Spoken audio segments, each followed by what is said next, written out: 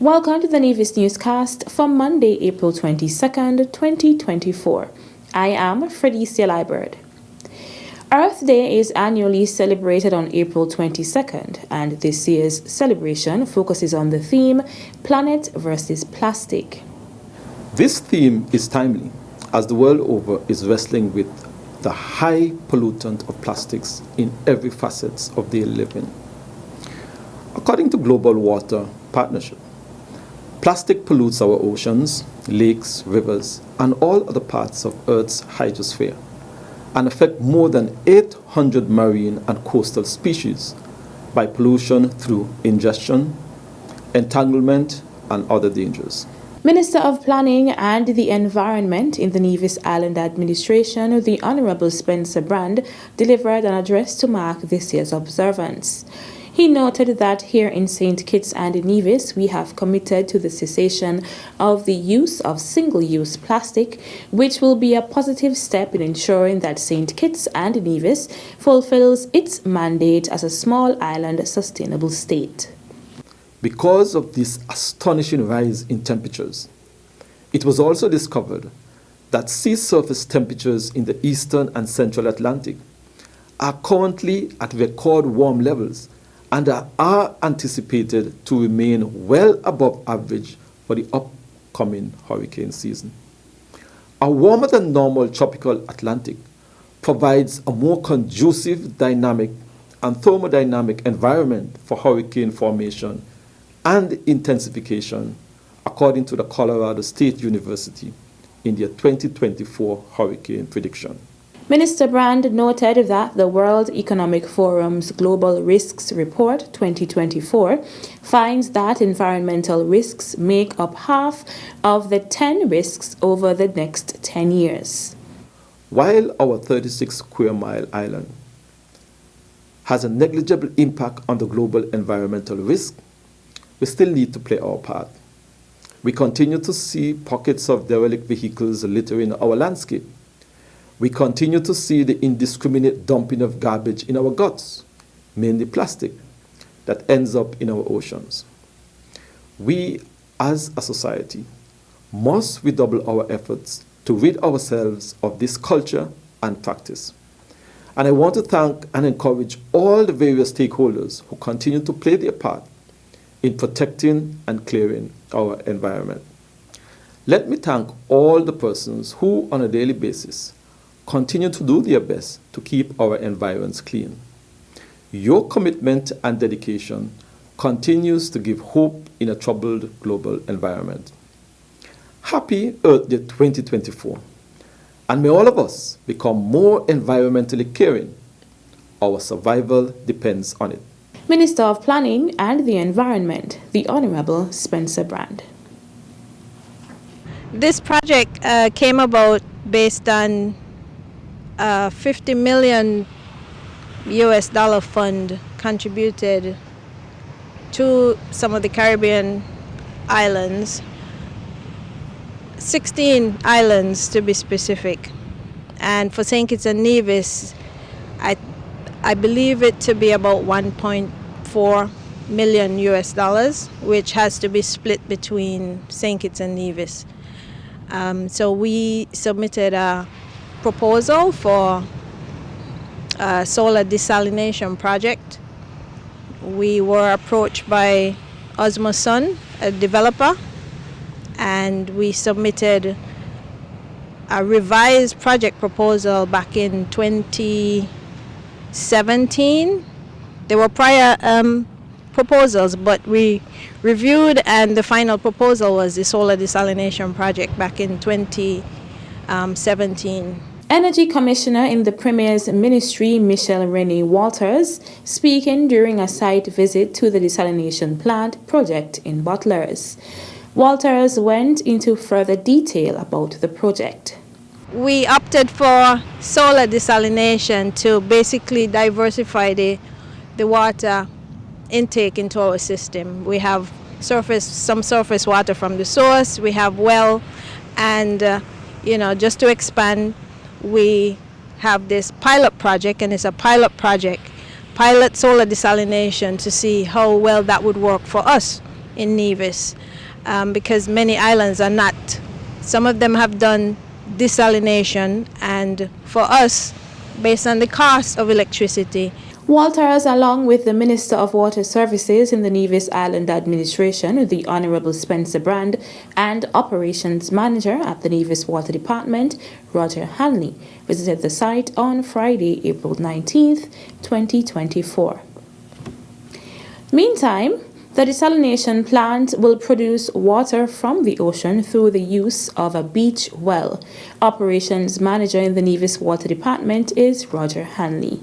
The difference meaning SWRO, which is seawater reverse osmosis, and the beach well is BWRO, which is brackish water reverse osmosis. And basically, is the extraction of water from a coastal well, and it passes through membranes or filters, and it also involves the use of remineralization for the water, for the taste of the water to be palatable. Hanley went into detail about the process. From the well, water is pumped to the reverse osmosis unit, and from the reverse osmosis unit, it is filtered, and it passes through membranes, and it is injected into the water network, of course, to WHO standard. This particular plant is designed to produce approximately 70,000 gallons per day. If we were to use energy during the night, but from the solar, it would be approximately 30,000 gallons per day. Minister of Water Services in the Nevis Island Administration is the Honorable Spencer Brand. The solar desal pilot project is very critical to the island of Nevis. I believe that all of us would recognize the various challenges that we are facing with our regular supply of water from our deep wells. And we feel that this pilot project would allow us to do the necessary checks to see how best we can have it expandable in the future. So it is a very critical component to our water infrastructure here on the island of Nevis. I want to thank Ms. Renee Walters and of course Mr. Roger Hanley for having hands-on oversight of this project since its inception. It has been around since 2017, and I believe that has been some time while we have been preparing and making the necessary arrangement to have this project on the ground. I am hoping that within a few short months we will be able to have this new source of water into the system. And like I said, it will be a test for us here on the island of Nevis, and we will look and see how best we can have it expandable to increase the level of production here on the island of Nevis. I believe that all of us recognize that the cost of energy to produce desalination is of such a cost. However, with the trust that we are making towards geothermal, we believe that in the future we will have much more and much more larger desalination plants here on the island of Nevis that will be able to augment our supply of groundwater.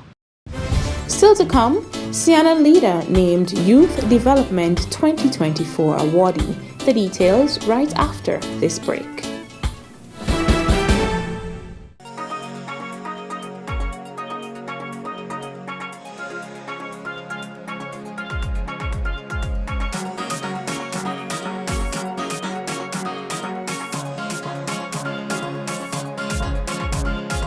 Celebrating culture, embracing our history.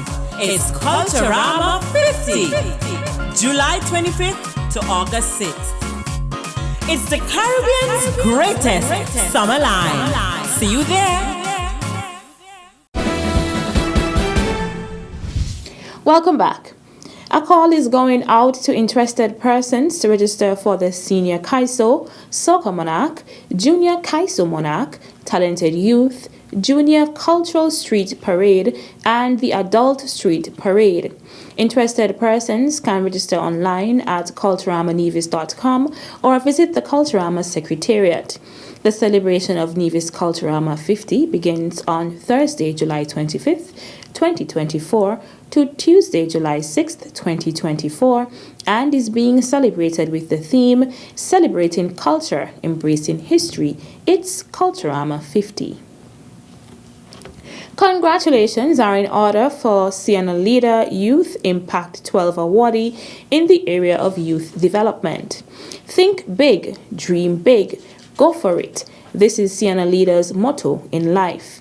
Throughout her school years at primary and secondary levels, Sienna garnered many achievements and accolades inclusive of class champion in athletics between 2007 and 2010.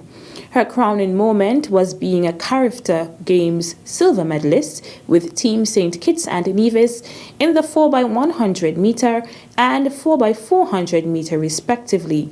During her spare time, Sienna also took time to volunteer in activities that helped with the development of her community.